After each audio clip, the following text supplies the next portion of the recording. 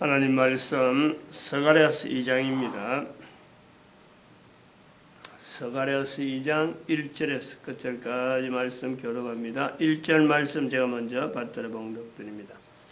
내가 또 눈을 들어본 적 한 사람이 청량줄을 그 손에 잡았기로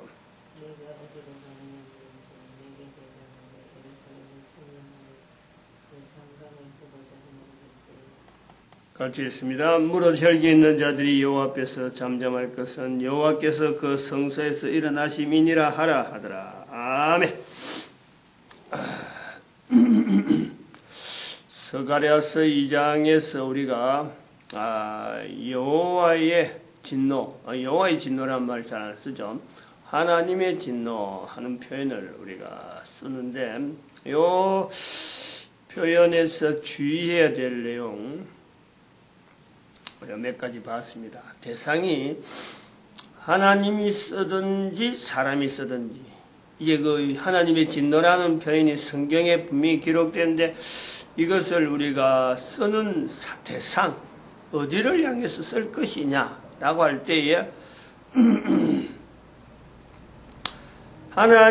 하나님께서 쓰셨다. 성령님께서 인간을 감동해서 인간이 쓰고 있는 단어로 해서 진노라는 말을 쓸 수 있는 환경으로 이제 있는 거예요. 우리가 그랬을 적에 성령님은 하나님의 진노를 어떤 표현으로 나타내느냐. 우리가 그걸 성령님께서 즉 하나님께서 그걸 쓰고자 할 때에 하나님의 입장에서 우리가 사람이 감이죠. 이거는 뭐 함부로 할 수도 없는데 감히 한다면은 하나님의 진노는 두 내용이 붙을 수 있는 건 아닌데 붙는다면은 하나님과 진노가 붙을 수 없는데 붙었다면은 우리가 하나님은 아마 이런 뜻일 것이다 할 때에 대상은 사탄이다. 첫 번째 사탄을 나타내시는 즉 사탄의 정체를 나타내시려고 하는 하나님, 인간에게 사탄의 정체를 나타내시고자 하나님은 하나님의 진노를 표현했다. 이거죠. 그 다음에 두 번째, 사람에게 하나님의 진노를 나타낼 수 있다. 그런데 그 사람이라는 것은 아무나 그런 게 아니에요. 아무나. 누구나 사람에게, 어느 사람에게 하는 것이 아니라 하나님 앞에서의 올역의 8절에 있는 말씀에서 너희를 범하는 자는 그 눈동자를 범한다 라는 거예요. 즉 하나님 앞에서 보호받은 불성각으로서 보호받은 한 사람, 불성각으로 보호받은 한 사람. 그래서 그 사람이 하나님 앞에 보호받는데 하나님이 그를 지키는데 눈동자를 범하는 것처럼 다른 사람 모든 어떤 대상에서 지킴을 받는, 보호를 받는 그 한 사람이에요. 한 사람. 그런데 그가 하나님의 눈동자를 범하는 거예요. 범했을 적에 범할 수 없는 하나님의 눈동자를 범했을 때에 그 한 사람이에요. 이게 굉장히 주의해야 된단 말이죠. 그 사람에게 눈동자를 범하는 그 사람에게 하나님은 진노라고 하는 이 표현으로 나타낸다. 모든 사람이 아니에요. 한 개인이 철저하게 그 한 사람은 하나님 앞에 보호받은 것에 대해서 철저히 인식을 하는 한 사람이에요. 모든 사람이 아니라 하는 이유가 바로 그거야. 철없이 모르고 지내는 사람에게요. 절대 그렇지 않아요. 우리 인간의 약함을 아시기 때문에 하나님은 철저하게 하나님에 대해서 예를 들면 예수님의 시대에 예수님을 십자가에 못 박으면서 빌라도 앞에 이 죄를 예수님이 십자가에 못 박는 죄를 나와 우리 후손에게 돌려라 라고 하는 한 사람이에요. 분명하게 인식을 하고 저거는 저 정도는 내가 영원히 책임질 수 있다 라고 보장하는 그런 분명한 인식을 하는 한 사람이에요. 그를 대상에서 한다. 요 개념, 요 구분이 분명히 있어야 돼요. 그러나 하나님의 진노에 또 다른 우리가 설명한 하나님 편에서 볼 때 또 다른 한편에서 우리가 보는 것은 하나님은 사탄에게 대해서는요 긍휼이 없어요. 사탄에서는 그로 끝나는 거예요. 더 이상 사탄에 대해서는 어떤 것도 없죠. 하나님의 진노 이면에 하나님께서 진노라고 할 때 딱 붙였다면은 사탄에 대해서는 그 대상 자체가 원래 그렇다. 원래. 근데 그것은 인간이 글로 읽기 때문에 인간에게는 어떤 것이 있느냐? 바로 그의 눈동자를 범하는 한 사람. 근데 인간에게 하나님이 적용할 때는 그 뒷면에 그 하나님의 진노라고 하는 표현 뒷면에 어마어마한 그것보다 더 깊은 사랑, 하나님의 긍휼, 하나님의 사랑 이 적용되는 것을 같이 가는 거예요. 같이. 요 구분을 분명히 요 구분을 해야 참 우리가 이 구분을 해야 사실은 성경을 읽는 데에 여러 가지 조직이요. 여러 가지 언어가 서로 마찰될 것 같은 서로 도무지 같이 가지 못하는 한쪽에 해석할 때하고 저쪽에 가서 해석했을 때하고 이 해석이 통일이 되는 그 통일되지 않던 것들이 이제는 요 내용을 바꿈으로 해서 통일성이 있어 보인다. 그렇게 보일 거예요. 분명히 나타날 거예요. 사람에게 적용할 때 하나님의 진노를 사람이 쓰는 거예요. 우리가 사람이 하나님의 진노가 나타났다. 이제 성경에 읽는 것을 성경에 나타나는 여러 가지 내용을 해석하는 사람 편에서 볼 때 하나님께서 감동하셔서 하나님의 마음을 나타내는 하나님의 입장을 표현하는 것에서 하나님의 진노를 우리가 적용했듯이 사람에게도 동일하게 성경에서 나타나는 하나님의 진노는 철저하게 사탄을 나타내려고 하는 인간의 노력이 있어요. 이거는 철저하게 우선적으로 사탄이다. 사탄에 대한 흔적을 우리는 나타내야 돼, 성경에서. 해석하는 사람의 입장에서 읽는다든지 이걸 갖고 뭔가 뜻이 있는가 하고 보는 사람이 어느 누구에게든지 이 자세가 필요하다. 하나님의 진노에 대한 건 그렇다. 두 번째, 사람에게 이 하나님의 진노를 나타내는 적용, 해석을 하는 대상을 사람에게 적용할 때는 제일 먼저 자기에서부터, 자신에서부터 내 자신이 하나님의 진노에 속하던 분명한 한 사람, 자기가 인식해. 바로 그렇게 하나님 앞에 개인이 하나님의 사랑, 하나님의 보호하심이 철저하게 너희를 범하는 자는 그의 눈동자를 범하는 내 자신의 위치에 하여튼 완벽하게 하나님에 의해서 보호되는 내 자신이 하나님의 눈동자를 범한 그 자신인 것을 철저하게 인식해. 여기서부터 출발해야 돼요. 출발. 하나님의 진노가 내가 그렇겠다. 그리고 이것이 어디에서 모델이 되어야 되느냐? 예수님의 십자가에서 모델이 돼요. 자기를 죽이는 사람들, 자기와 함께 똑같이 강도의 반열에 세우려고 자기 좌우에 있는 그 강도들, 틀림없이 예수님이 십자가에 죽었으면 로마 군인들이나 그 주변의 모든 사람들은 당시에 유행하는 대로 강도 중에 한 사람같이 죽을 자의 한 사람처럼 벌받아 죽는 그렇게 취급될 수밖에 없는 그 자리에 내 자신이 철저하게 그 자리에 어느 누구한테 하소연해도 아무런 뭐 어떤 그게 변명거리가 없이 뭐 참 대법원이나 이런 법원에 공정하다 하는 국가의 어떤 법원에 가도 잘못 오진이 있을 수가 없는데 오판이 나올 수가 없는데 그런 오판 속에서 내가 뭐 범인이다 죄인이다 라고 하는 지목이 된다 하더라도요 그런 자리에서 내가 있다 하더라도 나로 하여금 어디에도 내가 변명할 수 없는 분명한 하나님 앞에서의 철저한 어떤 잘못된 하나님의 그 진노를 내가 받아가야 되는 그 책임적인 자리 그 책임적인 자리에서 하나님께서 지금 나에게 이런 엄청난 일이 나에게 임해야 되는 그 대상자예요. 그 대상자.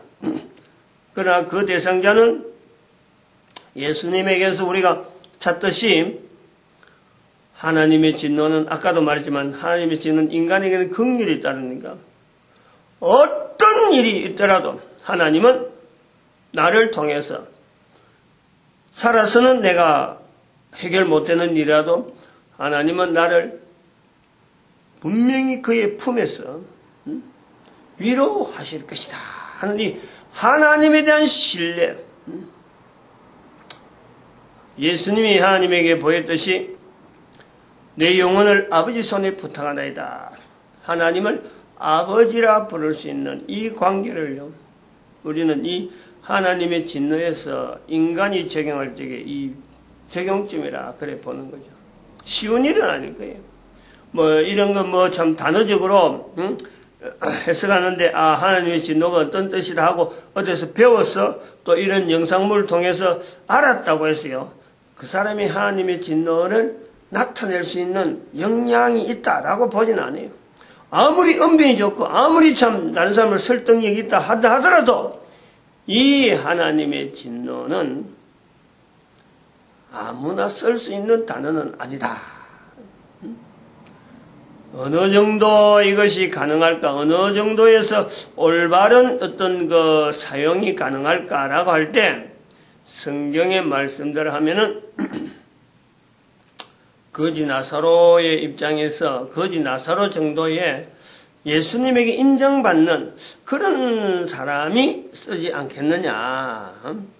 또 욥처럼 성경의 구약 성경 욥처럼 지금까지 귀로만 듣더니 말로만 듣더니 이제는 눈으로 주를 확인하나이다 하는 이런 사람들이 아마 듣게 될 것 같아 말할 수 있을 것이다. 또 다른 성경의 구절을 사람을 이야기하지 않고 누구나 가능할 수 있다는 보편에서는 보편적인 우리가 그 성경 표현으로는 마태복음 10장이라든지 미가서 7장 6절에 있는 말씀처럼 자기 원수를 자기 집안 식구로 아는 그런 그 지경에 들어가야만이 비로소 하나님의 진노를 알게 된다. 이 표현을 듣는 거예요. 그런데 하나님의 진노가 이처럼 되어질 때, 이것이 이런 내용의 하나님의 진노에 대한 표현이 광범위하게 되어지고 누구나 이런 내용을 표현하고 말하게 될 때에 가장 위로받는 층이 있다. 사람들 중에서 가장 위로받아요. 어느 누가 위로받느냐? 자기의 인생을 억울하게 살았다 하는 사람들. 억울하게 살았다는 그 사람들이요. 이 내용에서 가장 큰 위로를 받는다. 철저하게 하나님은요, 사람 중심, 인간을 위로하시는 그 방편에서 우리가 하나님의 진노가 보편적으로 확인되어지고 쓰일 때에 사람들 사이에서 가장 억울하게 살았다. 애들이 끄끄 우는 그 억울하게 살았다는 사람에게요, 엄청난 위로에 또 그들이 살만한 세상으로 변해가는 이 환경을 우리가 이 해석하는 데에서 분명히 영향받는다. 그 억울하다 하는 그 요소는 한번 봐봐요. 언제 누가 있겠어요? 전쟁터에 보내는 남편을 전쟁터에 보내는 여인들. 여인들이 있는 거예요, 여인들이. 남편을 전쟁터에 보내는 그 여인들. 그로 인해서 남편을 전쟁터 보내고 그 인생이, 그 남편이 사지에 갔는데 언제 돌아올지도 모르는 그런 식으로 보냈는데 남아있는 환경에서의 여인의 삶이란 어떤 삶이었을까? 그것이 우리 인류사에서요, 아무도 조명을 하지 않아요. 아무도 그걸 나타내지 않아요. 아이를 기르는데, 그 아이가 어릴 때, 정말 부모의 눈에 여도 아프지 않을 것 같은 그 눈망울 가진 아이들이 나중에 커서 차츰차츰 자라서 결국엔 그 아이가 자라서 사람을 해치고 사람을 죽이는 그 아이로 되어질 때 그 엄마, 아이를 기른 엄마의 그 말할 수 없는 억울함이 있잖아요. 아이를 기를 때는 세상에 가장 좋은 것으로 기르고 가장 참 위로할 것으로 힘주고 막 할 거는 다 했는데 그 아이가 자라서 나이가 들어서 다른 사람들에게 사랑받지 못하는 인생을 보내게 될 때 그걸요 지금 현재 아이에게 정성을 쏟는 그 엄마도 그런 걸 현재적으로 있는 거예요. 현재적이면서 아이에게는 끊임없이 정을 쏟았던 그 시절, 그에 대한 보상, 이것도 역시 억울한 거죠. 억울한 거죠. 그런 억울함을 여인이 다 가지고 있는 거예요. 어릴 때에 그 사랑받았던 것이 나이가 들어서 그렇지 못하는, 그러면서 아이에게 쏟는데 그 아이가 결국 자라서 자기 모습이 되어지는데 그 과정에 있는 모든 여인들의, 그러니까 여인이라고 한 자리가 결국에는 하나님의 진노에서요 회복되어지는, 이 해석을 바르게 함으로써 회복되어지는 인류사에 우리가 그것을 보는 거죠. 또 적용해서 하나님의 진노를 바르게 사용할 때에 적용점에서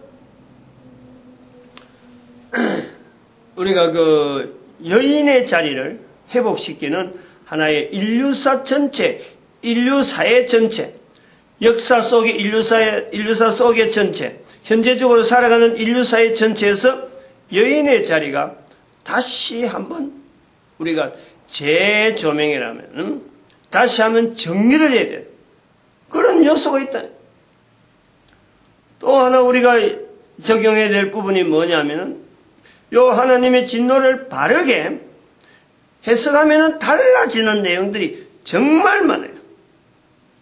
그 중에서 우리가 가장 인간들의 삶에서, 인간들이 살아가는 삶에서 어떠한 요소에서 바로 하면은 이것이 힘이 될까 할 때에 남녀가 있으니까, 남자, 여자가 있으니까 남자보단 여자 쪽에, 지금까지 인류 역사는 남자 위주로만 쭉 이래 보고 이랬는데 여인의, 바로 남자, 여자인데 여인에 대한 조명을 다시 할 수 있는, 그래서 여인은 철저하게 하나님의 진노에 어쩌보면 죄받은 사람의 어떤 환경에서 여러 가지 인체 구조나 여러 가지 그 삶을 그렇게 우리가 조명해 온 거예요. 그러나 이것이 잘못되었다 하는 거예요.